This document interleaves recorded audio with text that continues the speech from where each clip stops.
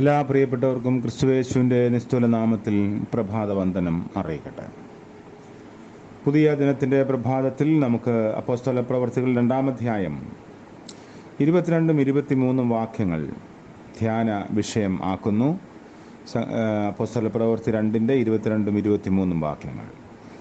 ഈ വചനം കേട്ടുകൊള്ളുവിൻ. നിങ്ങൾ തന്നെ അറിയും പോലെ ദൈവം അവനെ കൊണ്ട് നിങ്ങളുടെ നടുവിൽ ചെയ്യിച്ച ശക്തികളും അത്ഭുതങ്ങളും അടയാളങ്ങളും കൊണ്ട് ദൈവം നിങ്ങൾക്ക് കാണിച്ചു തന്ന പുരുഷനായി നസറേയനായ യേശുവിനെ ദൈവം തൻ്റെ സ്ഥിര നിർണയത്താലും മുന്നറിയിപ്പിനാലും ഏൽപ്പിച്ചിട്ട് നിങ്ങൾ അവനെ അധർമ്മികളുടെ കയ്യിൽ തറപ്പിച്ച് കൊന്നു. കർത്താവിൻ്റെ പരിശുദ്ധ നാമം വാഴ്ത്തപ്പെടുമാറാകട്ടെ. വിശുദ്ധ പത്രോസ് പരിശുദ്ധാത്മ നിയോഗത്താൽ യെരുശലേമിൽ കൂടി വന്ന പെന്തക്കോസ്ത് പെരുന്നാളിൽ പങ്കെടുക്കാൻ കൂടി വന്ന എല്ലാ ഇസ്രായേല്യ ജനതയോടും കൂടെ പറയുന്ന തൻ്റെ ആദ്യത്തെ പ്രസംഗമാണ് നമ്മൾ ചിന്തിച്ചുകൊണ്ടിരിക്കുന്നത്. ചില സഭകളിലെ പട്ടം കൊട ശുശ്രൂഷയിൽ, അതായത് ഓർഡിനേഷന്, കൂടുതലും പൗരസ്ത്യ സഭകളിൽ ഈ കാർമ്മികൻ്റെ മുൻപിൽ മുട്ടുകുത്തിയിരിക്കുന്ന സ്ഥിരീകരണാർത്ഥികൾക്ക് നൽകുന്ന ചില പ്രബോധനങ്ങൾ ഉണ്ട്. അമ്മ ലോഗിയോ എന്നാണ് അതിന് പറയുക. അതിലേറ്റവും പ്രധാനമാണ് യേശു പൂർണ്ണ മനുഷ്യനും പൂർണ്ണ ദൈവവുമാകുന്നു എന്ന് പറഞ്ഞു കൊടുക്കുന്നത്. യേശു പൂർണ്ണ മനുഷ്യനും പൂർണ്ണ ദൈവവും, അതായത് 100% മനുഷ്യനും 100% ദൈവവുമാണ്. ദൈവം നൽകിയ പുരുഷനായ നസറേയനായ യേശു എന്നാണ് പത്രോസ് എടുത്ത് പറഞ്ഞിരിക്കുന്നത്. യേശു വളർന്ന ഗ്രാമം, പണിയെടുത്ത മണിശാല, ഇവയെല്ലാം യേശുവിൻ്റെ മഹത്വത്തിന് സാക്ഷികളാണ്. നമ്മളെപ്പോലെ വിശപ്പും ദാഹവും അനുഭവിച്ചവൻ, ചെറിയ കുടുംബത്തിൻ്റെ ബുദ്ധിമുട്ടുകൾ അറിഞ്ഞവൻ, പാപമൊഴികെ സകലത്തിലും നമ്മെപ്പോലെ പരീക്ഷിക്കപ്പെട്ടവൻ, എന്നാൽ ദൈവം അവനെ കൊണ്ട് നിറവേറ്റിയ അത്ഭുതങ്ങളും അടയാളങ്ങളും കൊണ്ട് അവൻ പൂർണ്ണ ദൈവമാണെന്ന് വ്യക്തമാക്കപ്പെടുകയും ചെയ്തിരിക്കുന്നു. അവയെല്ലാം ചരിത്ര സംഭവങ്ങളാണ്. വിശന്നവൻ, വിശപ്പടക്കിയവൻ, എൻ്റെ വിശപ്പ് അറിയുന്നവൻ, വിശപ്പ് അടക്കാൻ മായയായവൻ, സുഹൃത നടപടികൾ കൊണ്ട് മനുഷ്യൻ ദൈവമായതല്ല, ദൈവം ജഡമെടുത്ത മനുഷ്യനാണ് യേശു. അപ്പോൾ യേശുവിൻ്റെ മനുഷ്യത്വത്തെക്കുറിച്ചും പേഴ്സണാലിറ്റിയെക്കുറിച്ചുമൊക്കെ പത്രോസ് ഇവിടെ പ്രസ്താവിക്കാൻ ശ്രമിക്കുന്നു. ക്രൂശിക്കപ്പെട്ടവൻ എന്നൊരു വാക്കൂട് ചേർക്കുന്നു 23-ാം വാക്യത്തിൽ. ഇസ്കറിയാത്ത് യൂദ ഒറ്റിക്കൊടുത്തത് കൊണ്ടാണ് യേശു പിടിക്കപ്പെട്ടത് അല്ലെങ്കിൽ ക്രൂശിക്കപ്പെട്ടത് എന്നൊക്കെ ചിന്തിക്കുന്ന ആളുകളുണ്ട്.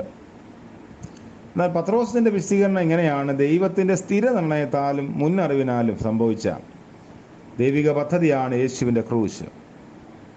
അത് ഒരിക്കലും യാദൃശ്ചികമല്ല, ദൈവത്തിൻ്റെ പദ്ധതിയിൽപ്പെട്ടതാണ്. അപ്പോസ്തല പ്രവർത്തികളിൽ ഉടനീളം ഇത് എടുത്തു പറയുന്നുണ്ട്.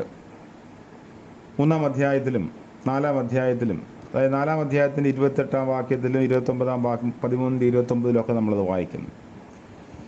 ദൈവത്തിൻ്റെ പ്രീതി പിടിച്ചു പറ്റാനുണ്ടായ സംഭവമല്ല, പിന്നെയോ ദൈവം യേശുവിൽ ജഡമെടുത്തത് തന്നെ അതിനായിരുന്നു. അത് ദൈവിക പദ്ധതിയാണ്. മനുഷ്യൻ്റെ അധർമ്മവും പാപവും ക്രൂശിന് മുഖാന്തരമായി പാപം ദൈവഹൃദയത്തിൽ ഉളവാക്കിയ വേദന മനുഷ്യനെ ബോധ്യമാകാൻ തുറക്കപ്പെട്ട ദൈവത്തിൻ്റെ പ്രവർത്തനമാണ്. അതാണ് ക്രൂശ്. ദൈവം ചെയ്യുന്ന ഏതിനും ഓരോ ഉദ്ദേശമുണ്ട്. തൻ്റെ മരണത്താൽ നമ്മുടെ മരണത്തെ ജീവിപ്പിച്ച കർത്താവ് വധശിക്ഷ ഒഴികെ മറ്റെന്ത് ശിക്ഷ വിധിക്കാനും സന്നദ്രീം സംഘത്തിന് അധികാരമുണ്ടായിരുന്നു. യേശുവിനെ വധിക്കണം, എങ്കിലേ അവരടങ്ങുകയുള്ളൂ. അതുകൊണ്ടാണ് അവനെ പീലാത്തോസിൻ്റെ മുൻപിലേക്ക് അയച്ചത്. വധശിക്ഷ വിധിക്കുവാൻ മതിയായ കുറ്റമൊന്നും അവനിൽ കണ്ടില്ല. ഭാര്യയുടെ കത്തും അവനെ അസ്വസ്ഥനാക്കി. പെരുന്നാൾ ആനുകൂല്യത്തിൻ്റെ മറവിൽ യേശുവിനെ സ്വതന്ത്രനാക്കാമോ എന്ന് ശ്രമിച്ചു നോക്കി. പക്ഷെ ജനം അടങ്ങിയില്ല. അവർ ബറബാസിന് വേണ്ടി മുറവിളി കൂട്ടി. ഒരു പഴുതും കിട്ടാതെ ഒടുവിൽ യേശുവിനെ ക്രൂശിപ്പാൻ ഏൽപ്പിച്ചു. യേശുവിനേക്കാൾ കൂടുതൽ ബറബാസിനെ എന്തുകൊണ്ടാണ് അവർ സ്നേഹിച്ചത്? ബറബാസ് ഒരു സായുധ സമരത്തിലൂടെ അല്ലെങ്കിൽ ഗറില്ല ഒളിപ്പോരിലൂടെയൊക്കെ ഇസ്രായേലിനെ റോമ ആധിപത്യത്തിൽ നിന്ന് രക്ഷിക്കാൻ, വീണ്ടെടുക്കാൻ ശ്രമിച്ച ഒരാളായിരുന്നു. അങ്ങനെയാണ് അദ്ദേഹം ദേശദ്രോഹ കുറ്റവാളിയായി ജയിലിലടയ്ക്കപ്പെടുന്നത്. അപ്പം അങ്ങനെ ഒരാളിനെയാണ് ഇവിടെ ആവശ്യം, യേശുവിനെ അല്ല. യേശു ജീവിച്ചിരുന്നാൽ പലതുപോലെ ഉള്ളതുപോലെ ചെയ്യുകയും പറയുകയും പ്രവർത്തിക്കുകയും ചെയ്യും. അത് ഒരു യഹൂദനെ സംബന്ധിച്ച്, അല്ലെങ്കിൽ പ്രത്യേകിച്ച് പുരോഹിതന്മാർക്കും മഹാപുരോഹിതന്മാർക്കും ഭീഷണിയായിരുന്നു. അതുകൊണ്ടാണ് യേശുവിനെ കൊന്നത്. വളരെ ചിന്തനീയമായി ആ ഒരു സംഭവത്തെ കാലികമായി പുനരാവർത്തിക്കാൻ ശ്രമിക്കുന്ന ചില ആളുകളുണ്ട്. അങ്ങനെയുള്ളവരുടെ അഭിപ്രായത്തിൽ യേശു പലസ്തീനിലായിരുന്നത് കൊണ്ട് 33 വർഷമെങ്കിലും ജീവിച്ചു. നമ്മുടെ കേരളത്തിലെ ഏതെങ്കിലും മണ്ണിലായിരുന്നുവെങ്കിൽ, അല്ലെങ്കിൽ നമ്മുടെ സഭകളിലോ നമ്മുടെ സമൂഹത്തിലോ ഒക്കെ ആയിരുന്നെങ്കിൽ അതിൻ്റെ പകുതി പോലും ജീവിക്കാൻ സമ്മതിക്കില്ലായിരുന്നു. അതിനു മുൻപ് കൊന്നുകളഞ്ഞേനെ. യേശുവിനെ ക്രൂശിക്ക എന്ന് ഇവിടെ അവർ അലറുന്നത് യഹൂദന്മാരുടെ, പ്രത്യേകിച്ച് പുരോഹിതന്മാരുടെയും മഹാപുരോഹിതന്മാരുടെയും നിലനിൽപ്പിന് ഭീഷണിയാവുമോ എന്ന് ഭയന്നാണ്. അതുകൊണ്ട് അവർക്ക് ആവശ്യം ബറബാസിനെയാണ്. ബറബാസുമാരെയാണ് ഇന്ന് ആവശ്യം. അരമന പള്ളിമുറ്റത്ത് യേശുവിനെ കൊണ്ടുവന്ന സമയം മുതൽ ബറബാസ് യേശുവിനെ ശ്രദ്ധിക്കുന്നുണ്ടായിരുന്നു എന്ന ഒരു പാരമ്പര്യ വിശ്വാസമുണ്ട്. യേശുവിൻ്റെ വാക്കുകളും പ്രതികരണവും എല്ലാം അവനെ ആകർഷിച്ചു.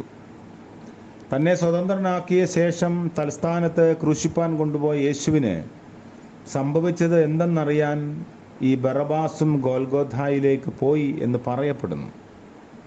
അവിടെ എത്തിയപ്പോഴേക്കും യേശുവിനെ ക്രൂശിച്ചു കഴിഞ്ഞിരുന്നു. ക്രൂശിക്കപ്പെട്ട യേശുവിനെ നോക്കി ബറബാസ് പറഞ്ഞതായി ജോൺ ഓക്സ്ഹാം എന്ന ചരിത്രകാരൻ രേഖപ്പെടുത്തിയിരിക്കുന്ന ഒരു വാചകം ഇങ്ങനെയാണ്: ഐ ഷുഡ് ഹാവ് ബീൻ ഹാങ്ങിങ് there, not he served me. ഞാനായിരുന്നു അവിടെ ക്രൂശിക്കപ്പെടേണ്ടിയിരുന്നത്, അവനല്ലായിരുന്നു. അവൻ ക്രൂശിക്കപ്പെട്ടതിനാൽ ഞാൻ സ്വതന്ത്രനാക്കപ്പെട്ടിരിക്കുന്നു. മനുഷ്യവർഗത്തിൻ്റെ രക്ഷയ്ക്കായുള്ള ദൈവിക പദ്ധതിയായിരുന്നു യേശുവിൻ്റെ ക്രൂശ്. തൻ്റെ മരണത്താൽ നമ്മുടെ മരണത്തെ അവൻ ജീവിപ്പിച്ചു. അതുകൊണ്ടാണ് പത്രോസ് പറയുന്നത്, ഇത് ഈ ദൈവത്തിൻ്റെ സ്ഥിര നിർണയമാണ്. യേശുവിൻ്റെ ക്രൂശീകരണം നമ്മുടെ സ്വാതന്ത്ര്യത്തിൻ്റെയും വിടുതലിൻ്റെയും ഒരു സ്ഥാനമാണ്. കർത്താവിൻ്റെ ക്രൂശീകരണത്തിലൂടെയാണ് നമുക്ക് വിടുതൽ ലഭിക്കുന്നത്. പത്രോസ് പരിശുദ്ധാത്മാവ് നിറഞ്ഞവനായി കൂടി വന്ന എല്ലാ ഇസ്രായേലരോടും പറയുന്നത് ഇത് ദൈവത്തിൻ്റെ സ്ഥിര നിർണയമാണ്. കർത്താവിനെ ക്രൂശിച്ചിട്ടില്ല, അല്ലെങ്കിൽ അവൻ ഉയർത്തെഴുന്നേറ്റിട്ടില്ല എന്നൊക്കെ പറയുന്ന യഹൂദ സമൂഹത്തോടാണ് പത്രോസ് പ്രസംഗിക്കുന്നത്. യേശുവിൻ്റെ ക്രൂശീകരണവും യേശുവിൻ്റെ ഉയർത്തെഴുന്നേൽപ്പും യേശുവിൻ്റെ രണ്ടാം വരവും ജീവിതവും ഒക്കെ അന്നത്തെ കാലത്ത് പ്രധാന പ്രസംഗ വിഷയമായതിൻ്റെ കാരണം യേശു ഉയർത്തെഴുന്നേറ്റിട്ടില്ല. യേശുവിൻ്റെ ശരീരം അവൻ്റെ ശിഷ്യന്മാർ എടുത്തുകൊണ്ട് പോയി ഒളിപ്പിച്ചു വെച്ചു എന്നൊക്കെ പറഞ്ഞ് പ്രചരിപ്പിക്കുന്ന രീതി അന്നുണ്ടായിരുന്നത് കൊണ്ട് തന്നെയാണ് നമുക്ക് ഇന്ന് ഈ വർത്തമാനകാലത്തിൽ, പ്രത്യേകിച്ച് ഒരു ക്രിസ്മസ് നാൾ നമ്മൾ ആസ്വദിക്കുകയും കർത്താവിൻ്റെ ജനനത്തെ കൊണ്ടാടുകയും ഒക്കെ ചെയ്യുന്ന സമയത്ത് ക്രിസ്തു സംഭവം നമ്മുടെ ജീവിതത്തിൽ വരുത്തിയ പരിവർത്തനത്തെക്കുറിച്ച് നാം ചിന്തിക്കേണ്ടിയിരിക്കുന്നു. യേശു ക്രിസ്തുവിൻ്റെ ജനനം ക്രിസ്തു സംഭവത്തിൻ്റെ നാന്ദിയാണ്, ആരംഭമാണ്. ആ ക്രിസ്തു സംഭവത്തിൻ്റെ പങ്കാളികളായി തീരാനാണ് നമ്മയെയും ദൈവവചനം നിർബന്ധിക്കുന്നത്. കർത്താവിൻ്റെ ജനനത്തോടനുബന്ധിച്ച് നടക്കുന്ന വ്യാഖ്യാനങ്ങൾ, പുൽക്കൂടിന് സമാനമായ അനുഭവങ്ങൾ, കർത്താവിൻ്റെ ജീവിതത്തിൻ്റെ മാതൃക, കർത്താവിൻ്റെ കഷ്ടപ്പാട്, ക്രൂശീകരണം, ഉയിർത്തെഴുന്നേൽപ്പ്, ഇതെല്ലാം കൂട്ടി വായിക്കുമ്പോൾ ക്രിസ്തു സംഭവം മുഴുവനും നമ്മുടെ രക്ഷയ്ക്കായി ദൈവം ഒരുക്കിയ സ്ഥിര നിർണയമാണ്, പദ്ധതിയാണ്. അത് ചിന്തിച്ച് കുറച്ചുകൂടെ ദൈവത്തോട് വിധേയപ്പെടാനും ദൈവസന്നിധിയിലേക്ക് അടുത്ത് ചെല്ലാനും നമുക്ക് സാധിക്കട്ടെ. കർത്താവിൻ്റെ പരിശുദ്ധാത്മാവ് നമ്മളെല്ലാവരെയും നടത്തട്ടെ. പ്രാർത്ഥിക്കാം. നിത്യനായ വാഴ്ത്തപ്പെട്ട ഞങ്ങളുടെ ദൈവമേ, സ്വർഗീയ പരമപിതാവേ, അനുഗ്രഹം നിറഞ്ഞ മറ്റൊരു പ്രഭാതം കൂടെ ദാനമായി നൽകിയതോർത്ത് സ്തോത്രം. ഇന്നത്തെ പകൽക്കാല ജീവിതത്തിൽ കർത്താവിൻ്റെ കരുണ ഞങ്ങളോട് കൂടെ ഇരുന്ന് വഴി നടത്തണമേ. കർത്താവ്, ഞങ്ങളുടെ വിശ്വാസത്തെ കൂടുതൽ ജ്വലിപ്പിക്കണമേ. ഞങ്ങളെ കൂടുതൽ ദൈവസന്നിധിയിൽ അർപ്പിക്കപ്പെട്ടവരാക്കി തീർക്കണമേ. കരുണയോടെ വഴി നടത്തണമേ. ഇന്നത്തെ പകൽക്കാലം പ്രഭാതം മുതൽ പ്രദോഷം വരെയും മാറാത്ത കൃപയിലും സാന്നിധ്യത്തിലും അവിടുന്ന് കാത്തുകൊള്ളണമേ. ഇന്ന് ജന്മദിനം ആഘോഷിക്കുന്ന പ്രിയപ്പെട്ടവർ, വിവാഹ വാർഷികം ആഘോഷിക്കുന്നവരെല്ലാവരെയും ഓർത്ത് പ്രാർത്ഥിക്കുന്നു. കരുണയുടെ നിഴലിൽ കാക്കണമേ. യേശു മശീഹ മൂലം ഞങ്ങളുടെ പ്രാർത്ഥന ദയവോടെ കേൾക്കുമാറാകണമേ. ആമേൻ. സകല ബുദ്ധിയെയും കവിയുന്ന ദൈവിക സമാധാനവും അനുഗ്രഹവും നമ്മോടും നമ്മുടെ ആവശ്യങ്ങളോടും നമ്മുടെ പ്രാർത്ഥനാ വിഷയങ്ങളോടും കൂടെ ഇപ്പോഴും എപ്പോഴും എന്നേക്കും ഉണ്ടായിരിക്കുമാറാകട്ടെ. ആമേൻ.